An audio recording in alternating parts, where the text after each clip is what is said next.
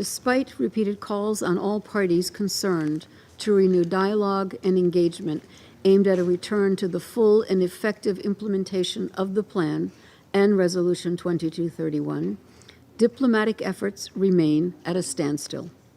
Nonetheless, the Secretary General still considers that the JCPOA represents the best available option to ensure that the Iranian nuclear program remains exclusively peaceful.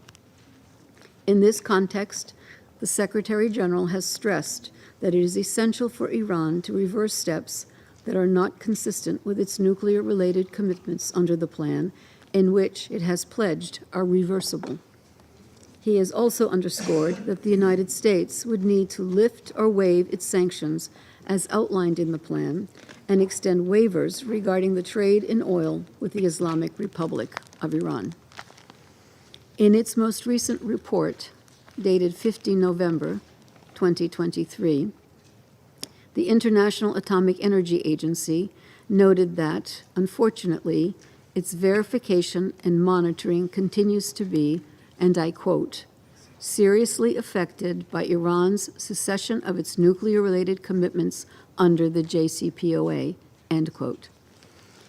The agency is still unable to verify the stockpile of enriched uranium in the country.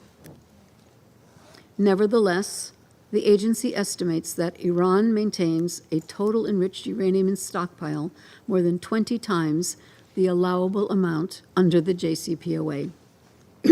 This includes increased quantities of uranium enriched to 20% and 60%. Such a stockpile of enriched uranium remains a very serious concern. Mr. President, I will now turn to the restrictive measures set out in Annex B of Resolution 2231, as reviewed in the Secretary General's 16th report on the resolution. The restrictive measures related to missile activities and transfers, as well as the asset freeze, expired the day after 18 October 2023, in accordance with the resolution. Therefore, the report of the Secretary General covers implementation of those provisions until 18 October.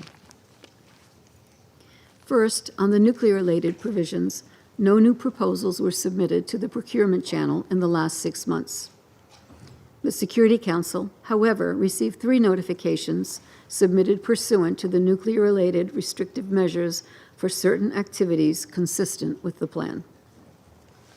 During the reporting period, the United States renewed waivers with respect to nuclear non-proliferation projects foreseen in the plan and the nuclear-related provisions in Annex B to Resolution 2231 for another 180-day period. Second, regarding ballistic missile-related provisions, France, Germany, Iran, Israel, the Russian Federation, and the United Kingdom provided information to the Secretary General and the Council concerning a test flight of a space launch vehicle conducted by Iran in September of this year. The letters received from these member states continue to reflect differing opinions on whether this type of launch is inconsistent with the resolution. Third, we also examined information related to paragraph 4 of Annex B.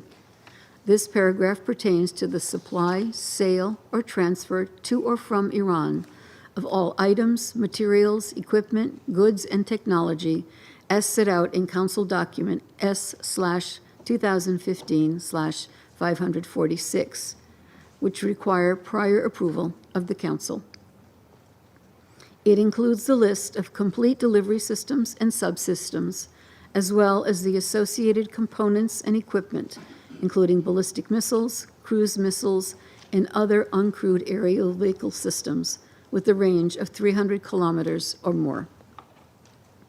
At the invitation of the government of Yemen, the Secretariat examined the debris of a cruise missile used in an attack by the Houthis on the Al-Daba oil terminal in November of last year. We observed numerous similarities relating to design, configuration, dimensions, manufacturers, and part numbering between the debris seen in Yemen and previously examined components of cruise missiles used in prior Houthi attacks on the Kingdom of Saudi Arabia and the United Arab Emirates, as well as with cruise missile components seized by the United States and United Kingdom. The Secretariat assessed that the cruise missile used in the November 2022 attack was also of Iranian origin and may have been transferred in a manner inconsistent with Resolution 2231.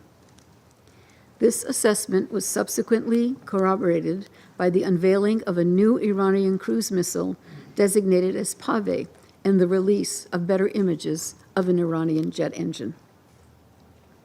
The Secretariat determined that both the cruise missile and jet engine shared identical or similar design characteristics, structure, and components with those observed in cruise missiles used in prior Houthi attacks or found in maritime seizures which have been reported to the Council. In the reporting period, we also examined the ballistic missile components seized by the British Royal Navy in February 2023 and alleged to have been transferred in a manner inconsistent with Resolution 2231.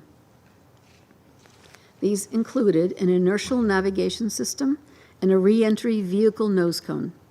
We observed again that these components had similar design characteristics or markings to those seen on components examined from the debris of previous ballistic missile attacks on Saudi Arabia and the United Arab Emirates. We also received letters from Ukraine and the United States reiterating their concerns about the alleged transfers of uncrewed aerial vehicles from Iran to the Russian Federation in a manner inconsistent with paragraph 4 of Annex B. The United States also shared information that it assessed to be clear evidence of the supply of these UAVs based on its analysis of debris recovered from attacks on Ukraine compared with debris collected from other theaters. In response letters, the permanent representatives of Iran and Russian Federation once again disputed these allegations. They dismissed the evidence presented by the United States and Ukraine as utterly fabricated and disputed any violation of Resolution 2231. In October, the Secretariat attended a briefing organized by the United Kingdom and the United States. The briefing included displays of various weapon systems, including the debris of UAVs reportedly recovered from Russian attacks against Ukraine in the fall of 2022, as well as similar UAV debris allegedly retrieved from attacks in Iraq and for which Iran claimed responsibility. Israel submitted letters regarding multiple launches of ballistic and cruise missiles, as well as uncrewed aerial vehicles by the Houthis in October and November of this year. According to Israel, these missiles and weapons were transferred to the Houthis by Iran on or before 18 October 2023 in a manner inconsistent with Resolution 2231. Iran rejected these allegations as entirely groundless, and the Russian Federation noted that they are not substantiated with any proof. The Secretariat noted that the information provided by Israel concerning the attack dates and types of weapon systems used is broadly consistent with statements in a video released by the Houthis. While the Secretariat cannot confirm the authenticity of the video, we did note that the weapon systems displayed in it resemble those used in multiple prior Houthi attacks in which we assess to be of Iranian origin. Finally, the Secretariat received information from a member state alleging actions inconsistent with the asset freeze provisions that the Secretariat was unable to corroborate. Mr. President, the adoption of the JCPOA just over 8 years ago was rightly and universally hailed as a historic breakthrough. Today, the hope that the deal engendered has greatly diminished. The United Nations will continue to urge the participants to exercise maximum restraint and to exhaust all available diplomatic avenues to restore the plan.